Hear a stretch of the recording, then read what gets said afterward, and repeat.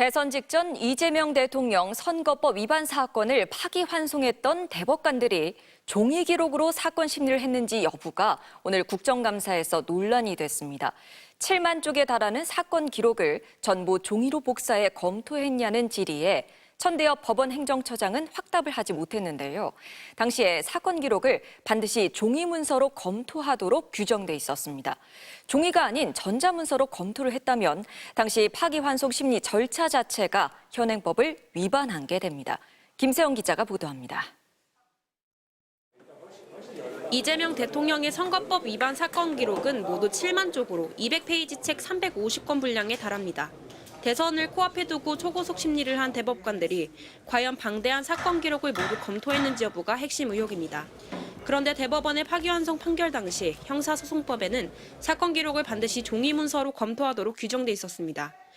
법적 효력이 없는 스캔본 기록을 설령 전압 회부 당시부터 읽었다 하더라도 그것은 법적 효력 없는 문서를 읽은 것이고 그것은 불법이다. 사건에 참여한 대법관 12명에게 종이 기록을 분배했다면 수십만 페이지에 이르는 복사 작업이 이뤄졌어야 합니다. 그러나 대법원은 그 작업 기록을 밝히지 못하고 있습니다. 앞서 7만적 사건 기록을 전자문서로 스캔해서 봤다고 했던 천대엽 법원 행정처장은 오늘은 종이로 된 기록만이 법적 효력이 있으며 스캔한 건 효력이 없다고 밝혔습니다.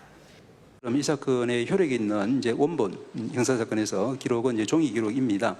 그래서 법적인 효력이 부여되는 것도 아닌 그야말로 이제 편의적, 보조적인, 부수적인 장치라는 말씀만. 사건을 종이 기록으로 검토한 게 맞냐는 민주당 의원들의 거듭된 질의에 천 처장은 연구관들이 종이 기록을 검토했을 거라며 말을 얼버무렸습니다. 제 경험으로는 그렇게 형사심청조에 올라가면 심청조 연구관들이 종이 기록 전체를 다 검토를 합니다. 그리고 이제 아까 말씀드린 것처럼 이제 1심 판결 그리고 쟁점에 대해서 그 대법관들이 주요 기록들만 종이로 복사해서 열람하고 나머지 기록은 전자문서로 검토했다면 역시 형사소송법을 위반했다는 법적 책임을 면하기 어렵습니다. 이 기록을 검토했다면 얼마나 그걸 복사했는지를 우리가 보고 싶다고 이야기한 거 아닙니까? 대법관님들이 이제 어느 부분에 대해서 예를 들면 이 부분은 이제 복사해서 직접 달라고 하든지 아니면 기록 직접 올려달라고 하든지 아니면 보고한 결과를 이제 보고서를 달라고 하든지. 대선을 한 달여 앞두고 35일 만에 이례적으로 유죄 취지 파기환송 결정을 내린 대법원. 과연 법과 절차를 제대로 지켰는지 대법원이 국민에 설명해야 할 시간입니다. MBC 뉴스 김세영입니다.